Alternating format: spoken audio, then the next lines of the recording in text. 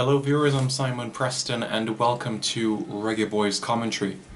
So, we're now in the month of April, a little over a month of COVID-19 on the island of Jamaica,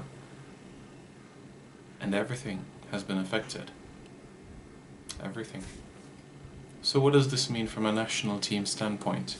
Well, team manager of the Reggae Boyz, Roy Simpson, has confirmed that local players will be receiving training programs from trainers to keep their match sharpness or fitness during this period of time.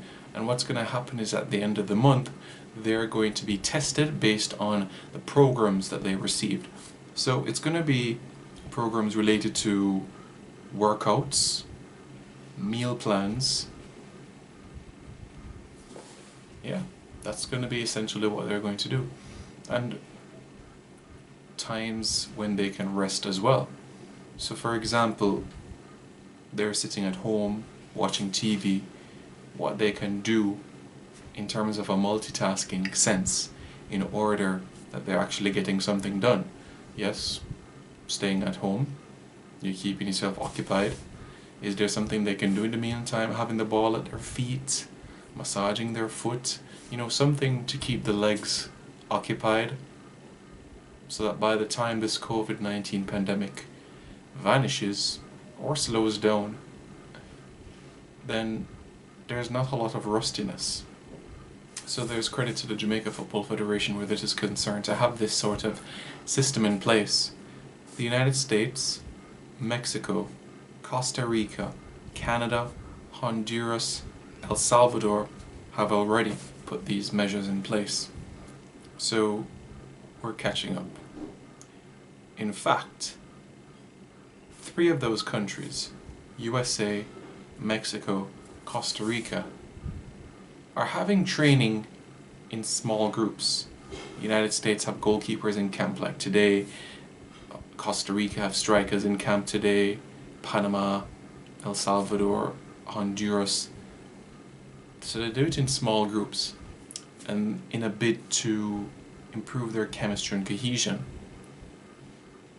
A concern is that our overseas based players, they're already receiving their plans from their clubs. From a Jamaican standpoint, what I would like to see in addition to these training programs is our players receiving videos so that they can work on the video analysis side of things, looking at the strengths and weaknesses of our opponents. Because Jamaica, who are currently 4th in the region, we're basically there. We're going to be in the hex, essentially. So look at the strengths of the US, look at the strengths of Mexico, look at the strengths of Costa Rica, and the weaknesses of those 3. That's something that we have to consider. Now is the time.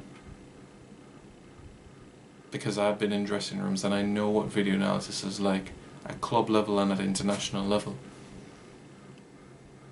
Depending on the coach and the magnitude, some spend more time on it than others, some micromanage. But this is a glorious opportunity to say, yes, you know what? 80% of the goals that Mexico concede come from crosses. Let's work on Gareth McCleary. Let's work on a wide player that we have. Whip in some penetrative crosses. And you had the likes of Shamar Nicholson or Jamil Matt, some striker, to head the ball into the net. Something like that. Something basic, rough.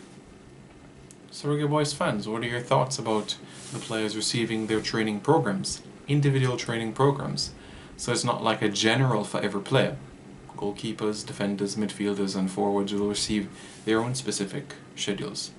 Well, let me know your thoughts in the comments below, and don't forget to subscribe to Reggae Boyz Commentary.